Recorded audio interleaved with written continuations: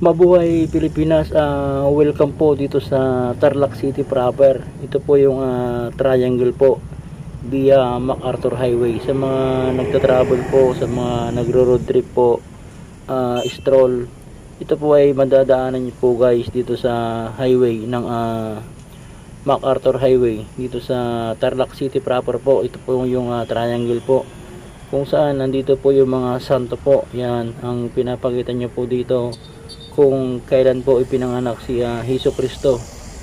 Ito ay taon-taon po na ginagawa po ng mga taga Tarlac City dito sa triangle po, at dito na nila inilalagay yung mga santo na display. Yan po yung ginagawa po ng mga taga Tarlac City po. Yan po kung saan ipinanganak po si Jesus Christ na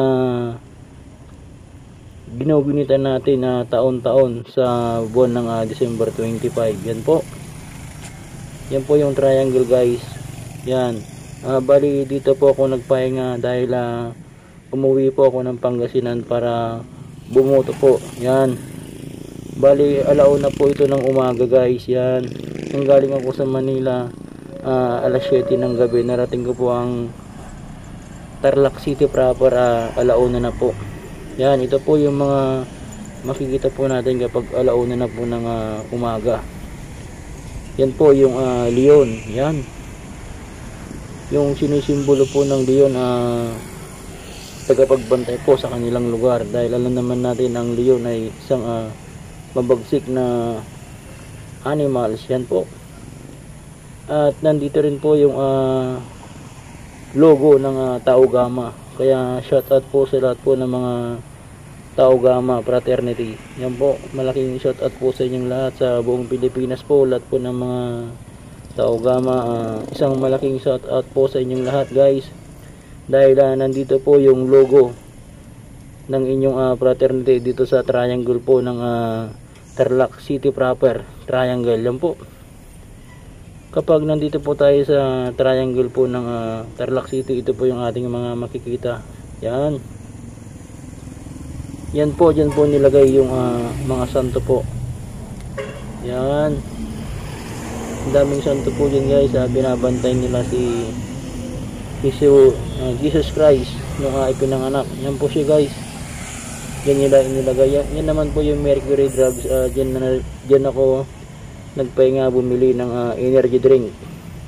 Cobra po yung binili ko dahil inaantok na ako at galing pa ako sa duty ng alas 6 ng umaga, tapos alas 7 ako umalis ng Manila, kaya medyo napagod na rin ako. At dito na rin ako nagpahinga sa Tarlac City proper. Yan, dahil malapit na rin po dito ang Pangasinan. Yan po yung triangle guys.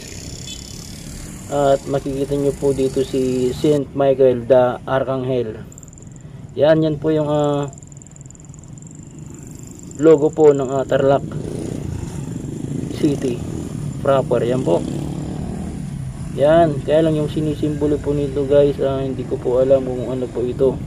Basta ito po yung logo ng Tarlac City. At ito naman po guys yung logo po ng Tau Gamma fraternity. Yan po yung dilaw. At yan naman po si Saint Michael the Archangel. Yan po yung nakasulat po dyan. Ang ibig pong sabihin po ng nakasulat dyan is pagtanggol mo kami sa labanan, sabi niya. Ikaw ang aming tagapagtanggol sa kasamaan. Yan po yung sinasabi ng Saint Michael the Archangel laban sa bitag ng diablo, sabi niya.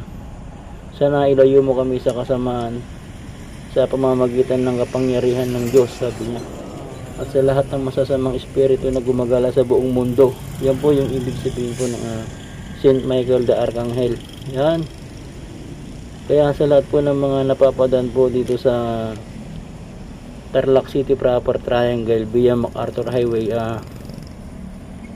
ito po yung ibig niyang sabihin guys, yung mga nandito sa triangle po. Yan po yung mga ibig sabihin po ng mga sumisimbolo po dito. Yan, kaya shout out po sa lahat po ng mga dumadaan dito sa Tarlac City proper. na nilalagpas-lagpasan lang po natin, pero marami palang ibig sabihin ang mga nandito guys. Yan po yung Tau Gamma Fraternity logo, at yan po si Saint Michael the Archangel. Yan po, parang nasa bote po ng Hinebra po yan guys. Yan, apak-apak niya po yung demonyo po. Yan naman po yung Leon guys, na tagapagbantay po nila dito sa bayan ng Tarlac City proper, Triangle. Yan po yung mga isinisimbolo po dito. Marami pong ibig sabihin pala guys, hindi pala basta-basta na triangle lang ito, marami palang ibig sabihin. Yan, kaya shoutout po sa lahat po ng mga dumadaan dito guys, yung mga riders po na pumupunta po ng Pangasinan from Manila. Yan, sana kung magawi kayo dito, makakita nyo rin po ito at mapasyalan, kasi maraming ibig sabihin pala yung mga nandito sa triangle na to guys. Yan, taon-taon po na ginagawa ng mga taga Tarlac City ang paglalagay po ng mga santo dito sa triangle. Yan, dahil nandito si Saint Michael the Archangel. Yan po, ang daming santo po, at yung mga pailaw po dito ang gaganda po guys, kaya dito ako nagpahinga. At ito po ang aking mga nakita po dito guys. Yan, kung kailan pinanganak si Jesucristo.